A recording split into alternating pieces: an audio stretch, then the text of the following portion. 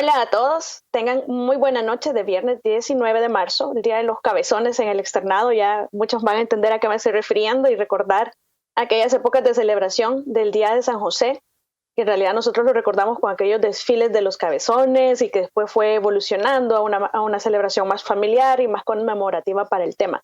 Pero feliz Día de San José para los que lo celebran. Este día también quiero agradecer por todos los mensajes. Ahora me tardé más leyéndolos porque eran el doble que lo usual, pero siempre se los agradezco. Ustedes saben que aunque no pensamos igual, pues los comentarios, las críticas, siempre que sean constructivas o aunque no sean constructivas, pero que sean realizadas de forma respetuosa, son siempre bienvenidos. Con todo el equipo de TVX siempre les agradecemos, estamos pendientes y los invitamos a que nos sintonicen en realidad toda la programación del canal de TVX a través del stream de tvx.com.sv. Ya saben también que nos ven en Claro TV y en Cable Color, canal 23, 28 de Tigo Digital, en La Unión en canal 9. Ahora estamos otra vez en Spotify. Puede escuchar ahí se suben ya las grabaciones de Encuentro con Julio Villagrán y también de Plataforma. Todos los días a las 7 ustedes saben que tienen esta cita y en especial los días viernes. Si no les gustan los anuncios, tratemos de estar en vivo. De verdad, muchas gracias. Saludos hasta Suecia, Canadá, Nigeria, Estados Unidos, Guatemala, en donde quiera que nos hayan sintonizado y que nos sintonicen siempre todos los salvadoreños. Un saludo muy especial. Siempre por alguna razón yo selecciono algunos de los comentarios. No presto atención al inicio, sino que hasta que ya lo selecciono, que termino de leerlo, y en esta ocasión quiero agradecer a Ana Mata, Ángela Sánchez, Carlota Kullander, si acaso así se pronuncia, Carolina Najarro, Luis Vázquez, Mario Castro, que nos estaba ilustrando sobre el Green Party en Estados Unidos, que no ha subido de votos, pero tampoco ha sido relevante. Edwin Loarca, gracias, espero que sea para bien el comentario. Alguien que se identificó como Aurelio Casillas, si eso no es, pero agradezco mucho su comentario, porque el nombre ya sabemos. Josué Aguirre, Dana Murcia, Liliana López, y hay varias preguntas que vamos a tratar de resolverles un poquito rapidito para que podamos abarcar bien los temas o el tema de fondo de esta noche. Primero me preguntaban sobre los delitos que se cometieron en la marcha previa al 8 de marzo. Del día domingo, la primer marcha. En realidad esa marcha es de la que yo les hablaba, que consideraba que se habían cometido delitos, sobre todo el delito de daños agravados por dos numerales, porque se dañó patrimonio cultural y porque el patrimonio cultural es del país, es decir, todos pagamos esa pintura y esa mano de obra que después se utilizó, la pagamos todos con nuestros impuestos, y porque pues eran más de dos personas, que era el numeral 5, si no me equivoco, del delito de daños 222-223 del Código Penal, pero además hay un ejercicio violento del derecho. Las mujeres tenemos el derecho, y en realidad todas las personas, de manifestarnos, pero nosotros exigimos una vida libre de todo tipo de violencia, y eso incluye todo tipo de acoso, es decir, queremos ser tratadas de forma igual, de forma justa, tener las mismas oportunidades y no ser discriminadas, sobre todo. Y entonces, pero no podemos nosotros exigir que cese una violencia hacia nuestro género y a la vez exigirlo a través de la violencia. Entonces, eso acarrea el cometimiento de delitos, y pues ya será cada fiscal cómo valora la situación y cómo la enfrenta. A mí me parece que se cometieron delitos. Me parece que esta situación tenemos que frenarla para que no trascienda, para que no evolucione. Si el año pasado decíamos había sido la fiscalía, este año fue el patrimonio cultural. ¿Qué necesitamos que sea dañado o que sea vulnerado para que haya reacción, para que busquemos alternativas? Me decían, es que en México no funcionó el contingente de policías mujeres. Bueno, pues hay que analizar qué pasó en México, por qué no funcionó, hay que tropicalizar, hay que analizar, hay que implementar una estrategia, hay que ejecutarla, pero sobre todo que hay que medir los resultados para mejorar continuamente. Pero sí, definitivamente me parece que debe haber acompañamiento. Hay mujeres policías que ya están muy preparadas en el tema de derechos humanos, hay que profundizar en que esa enseñanza sea integral. No es lo mismo que le cuenten a uno, miren, es que las mujeres piden igualdad, piden no discriminación y las mujeres pedimos respeto, pero no es lo mismo como entender por qué, cuál es la historia. Hay formas, ya que a los que no les gusta leer, hay documentales, hay películas que narran historias de la vida real, y podemos verificar que en realidad el Estado en la historia ha desprotegido a las mujeres que se han atrevido a alzar la voz y a denunciar injusticias. Yo les comentaba de una amiga mía que denunció al ex viceministro, que vimos en un video, de decirle a una periodista que la invitaba a un café para darle una conferencia en privado porque él iba apurado, y algunos lo justificaron, que porque iba apurado, entonces fue muy amable al decirle que después le iba a conceder la entrevista. Miren, no, si ese fue su pensamiento, todavía no ha entendido nada de la violencia contra la mujer, lo que hemos sufrido de discriminación y de los malos tratos, ese acoso diario que sufrimos, esa discriminación diaria. No es simplemente de que, no se pronuncian así, hay que analizar, en realidad hay que tener empatía, no necesitamos ser pobres para poder representarlos, ni tampoco creo que se necesita ser mujer para que podamos empatizar o para que los hombres puedan entender nuestra situación. Hay muchos que defienden esta causa y precisamente me refiero a ello. En el pasado generalmente ha sido la mujer desprotegida cuando se ha atrevido a denunciar.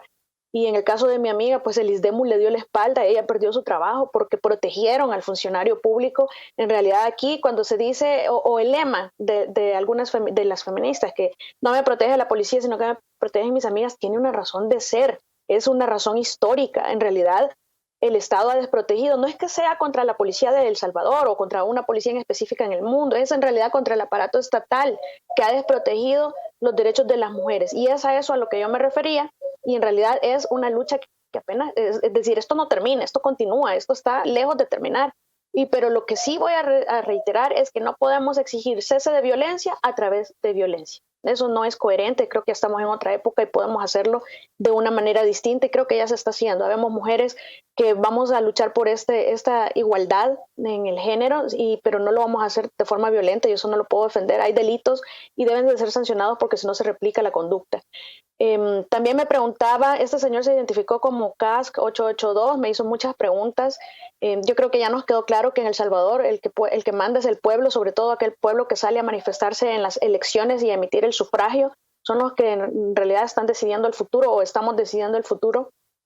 Y eso ya quedó comprobado. La gente se ha empoderado de los derechos, ya conocemos el poder que tiene nuestro voto y eso ya lo hablábamos en otras ocasiones también. Y definitivamente extinción de dominio lo hemos tocado el punto porque me preguntaba sobre qué pasa con toda la inmunidad que ha habido, toda la inmunidad que hay, la impunidad que ha habido en muchos temas donde nos han defraudado y que ya prescribieron los casos. Extinción de dominio no prescribe, nada más hace falta fortalecer mucho esa unidad y tener la voluntad política de recuperar todo nuestro dinero defraudado. Me gustó el razonamiento que no podemos esperar un cambio ya, ni en 5 años. Esto es un cambio bastante largo porque tenemos que generar una cultura diferente y cambiar las bases, las estructuras que generan estas desigualdades, que generan mucha corrupción, que genera impunidad, etcétera. Y estamos hablando de 20 años para arriba. Pero eso no quiere decir que no podamos hacer cosas ya que transformen sustancialmente la calidad de vida de muchos ciudadanos salvadoreños. Y también hablaba del empleo de los adultos porque estamos sufriendo una terrible discriminación hacia los adultos mayores. Estamos viendo bastante en la empresa privada que están prefiriendo liquidarlos a aquellos que tienen la capacidad económica y contratar jóvenes antes que estar exponiéndose a la vulnerabilidad de las personas adultos mayores. Si antes era difícil que consiguieran trabajo las personas adultos mayores, pues ahora es todavía más difícil. Créanme, es un estigma ser una persona vulnerable en coyuntura de pandemia.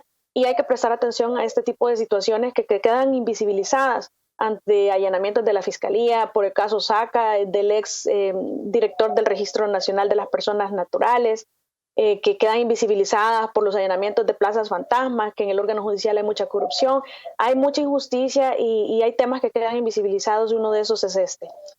También me preguntaban qué significa condenar a base de indicios. En realidad es prueba indiciaria, pero ya lo vamos a ver. Condenar a base de prueba indiciaria, no siempre tenemos la suerte en los procesos penales de contar con una prueba directa, con un video que capte a un asesino asesinar a su víctima. Es bien raro que se encuentre con prueba directa o prueba que pueda hacernos concluir de una forma bien clara y sin lugar a dudas que constituya prueba directa en realidad o prueba científica y que tengamos el camino fácil para condenar. Hay mucha prueba, sobre todo, por ejemplo, en lavado de dinero se utiliza bastante y en todo tipo de delito en realidad, pero un proceso penal se inicia con indicios de que se ha cometido un delito y de que hay una persona que probablemente cometió ese delito o esos delitos. Entonces esos conjuntos de indicios son los que van moviendo en realidad toda la investigación en un proceso penal, pero cuando ya llegamos al juicio y no encontramos prueba directa, entonces esos indicios, cuando nosotros los unimos y el juez los valora con base a la sana crítica, la lógica, la psicología y la experiencia, Entonces, esa unión de esos indicios conforman una prueba indiciaria que al valorarla en su conjunto, hay una única, valga la redundancia, conclusión a la que se puede arribar, y esa es la culpabilidad o la inocencia de una persona. Pero si usted une todos esos indicios y le da lugar a varias teorías, entonces no podría haber o no debería de haber una condena con base en prueba indiciaria, sino que todo lo contrario, lugar a dudas significa inocencia. Eso es así, o significa un absolutorio, que es lo que se da en un juicio. Pero si todos esos indicios valorados son conjuntos, entonces nos llevan a una inequívoca conclusión. Estamos hablando de que puede darse, ya hemos tenido, existe la condena con fundamento en prueba indiciaria. Dice también las leyes que benefician impunidad o se sale ileso, decía una persona. Que se sale ileso significa que hay impunidad, que no recibe la sanción penal correspondiente por los hechos criminales que se han cometido, y de eso tenemos muchísimo en El Salvador, sobre todo funcionarios o exfuncionarios o empresarios o personas privadas. No quiero etiquetar, perdón por los empresarios, personas particulares y personas privadas que cometen delitos de corrupción, porque para que haya un corrupto en el aparato estatal tiene que haber un corruptor. Entonces, estas personas que han quedado que han salido ilesos, como lo decía este usuario, que ha generado impunidad, es producto del sistema, el sistema que tenemos, y además los mecanismos de nombramiento de nuestros funcionarios, y además la falta de voluntad política de hacer valer las leyes que tenemos, que medianamente pues nos pueden funcionar. Entonces, esas leyes, yo he hablado muchas veces que lo que tenemos que hacer es una reforma integral desde la misma Constitución y adecuar todas las leyes a esa Constitución ya reformada.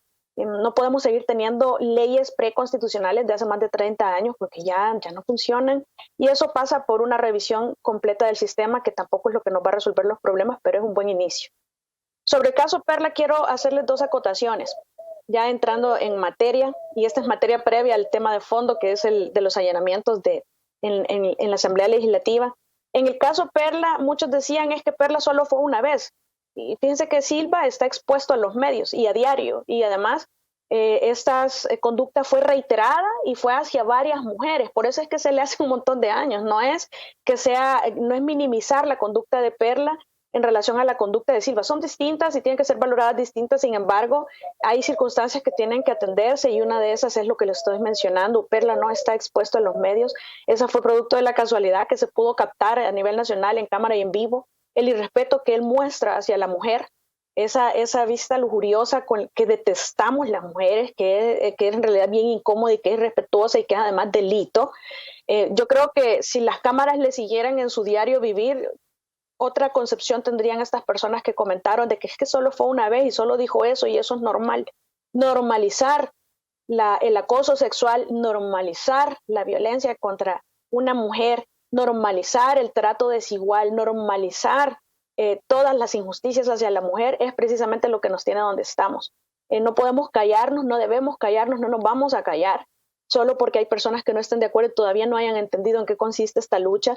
Y me da muchísima pena ajena escuchar la valoración que hizo la jueza. Si quería fundamentar el otorgar medidas sustitutivas y no detener a la persona, al Perla, creo que encontró la peor manera de hacerlo, y ojalá investigación judicial tome cartas en este asunto e investigue la conducta de la señora que pronunció su resolución en el caso Perla, que dijo que usted como periodista debería estar acostumbrada a este tipo de comentarios. Mire, ni periodistas ni de ninguna profesión tenemos por qué tolerar por nuestra profesión acoso sexual ni ningún tipo de discriminación.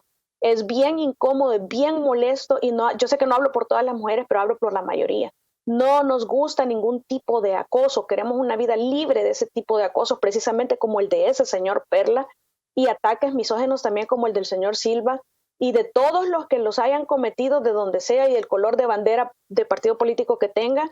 Ojalá y se empiece a sentar precedente con todos por igual, y no solamente en este tipo de delitos, sino que también de corrupción, porque ya vimos que en los delitos de corrupción hay un trato blandito hacia las personas con poder, que son funcionarios o que tienen mucho dinero o respaldantes millonarios detrás.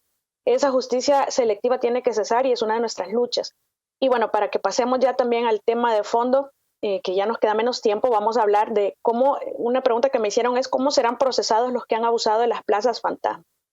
A mí no me cabe la menor duda de que necesitamos un censo nacional del recurso humano estatal en El Salvador para tener un mejor control de dónde estamos, a quién le estamos pagando nosotros con nuestros impuestos para la función pública, que el empleado público, el funcionario público, el agente de autoridad o autoridad pública, es decir, todo lo que tenga que ver con lo público, tenemos derecho a tener claridad hacia dónde se está dirigiendo, hacia cuántas personas está dirigido nuestro recurso y cómo se está manejando. Fíjense que es entre risible y ofensivo, pero increíblemente ofensivo el hecho de que en el parqueo de la Asamblea siempre se llena, pero es que ahora están abarrotados.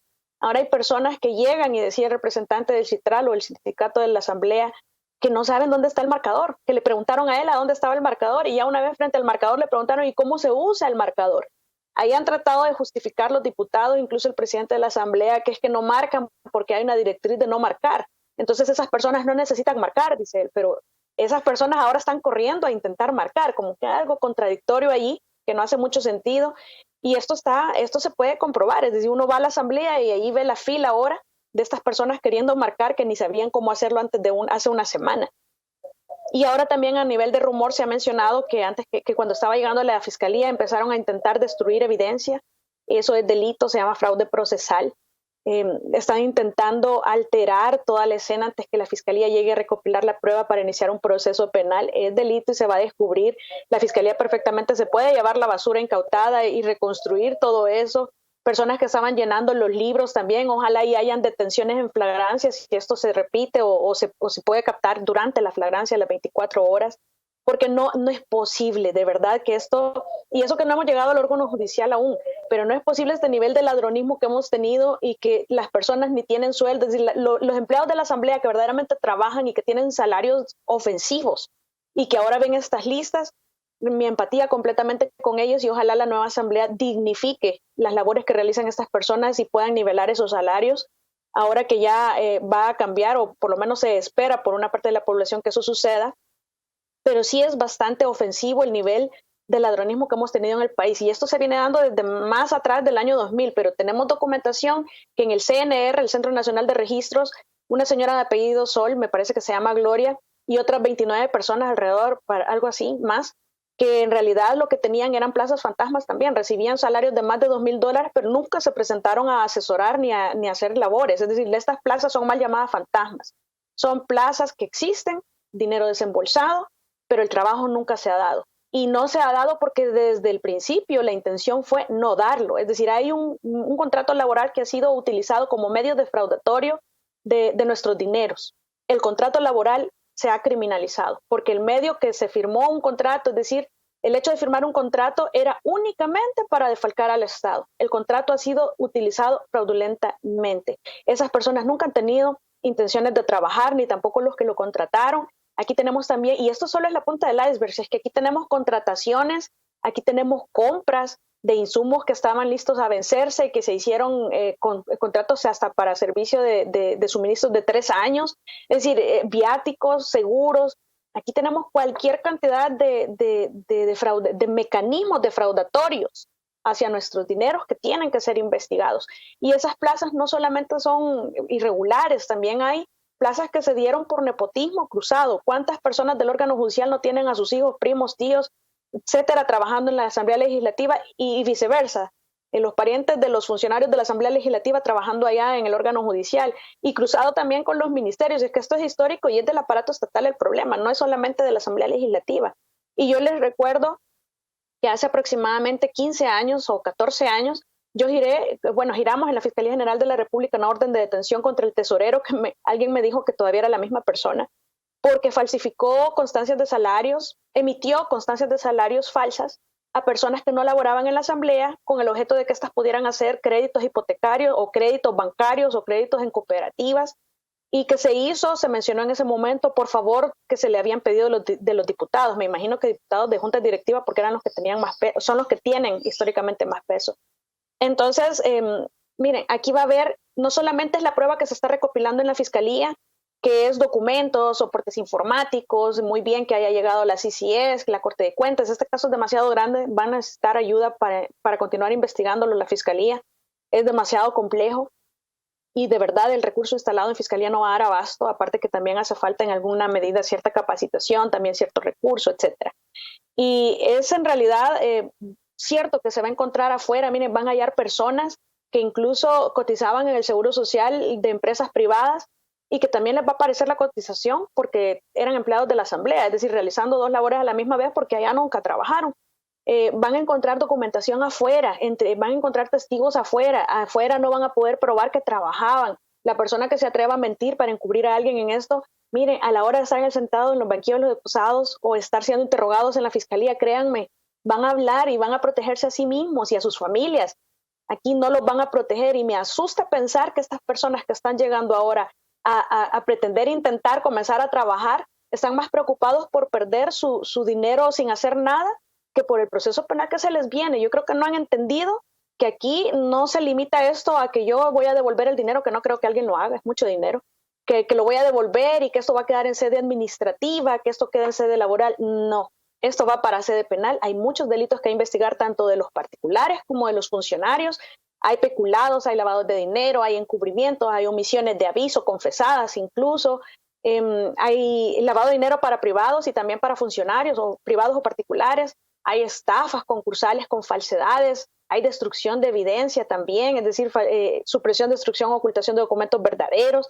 Miren, aquí vamos a encontrar cualquier cantidad de delitos desfilar y lo menos que podemos hacer es quedarnos mirando o no hacer nada. Tiene que sentarse precedente. A partir del 1 de mayo muchos ya no van a tener fuero y ojalá y se den detenciones y se den pronto para evitar que esta conducta se replique. No se limita a quedémonos en sede administrativa y laboral y no, penal. Tiene que haber un precedente sentado, tienen que haber detenciones en este caso, si no vamos a replicarlo, tiene que ser como pasó en gastos reservados. Ya no hay gastos reservados, pero porque se sentó el precedente. Lo mismo tiene que suceder aquí y después hacia otras instituciones públicas. Finalmente, yo quiero reiterarles que esto apenas comienza, es la investigación, por eso es el allanamiento. En realidad, hace falta mucho, todavía vamos a seguir hablando de este tema porque está en desarrollo el allanamiento al momento de grabación de este programa y lo que tenemos que hacer es no quitar el dedo del renglón y estar siempre observadores, no solamente de los funcionarios que van saliendo, sino que sobre todo de los que vienen, porque si no vamos a replicar conductas, ojalá y todo cambie para mejorar y se sancione a los responsables. Es demasiado dinero, es demasiada defraudación, es demasiado cinismo. Yo creo que ya basta y ahí está nuestra obligación de ser responsables ciudadanos y también ver en qué podemos aportar. Muchas gracias por su atención y si Dios lo permite, vamos a continuar platicando el próximo viernes a las 7 de la noche. Este es el mensaje que les dejo para este día. Que tengan un bonito fin de semana. Feliz noche.